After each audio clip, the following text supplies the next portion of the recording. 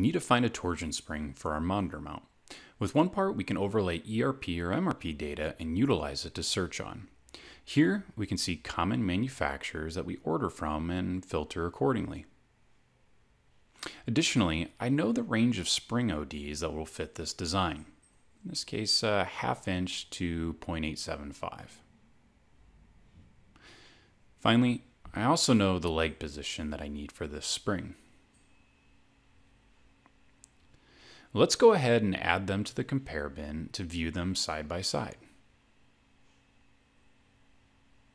Here I can see additional information related to the spring's characteristics, as well as critical information like whether we stock these items and their price.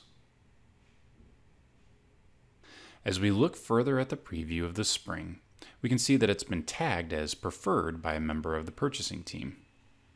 I'll go ahead and leverage this design by selecting Open in Source, and OnePart takes me directly to where the spring is located. From here, it's a simple drag and drop into SolidWorks, and to just complete the design, we'll go ahead and do a mirror to the other side.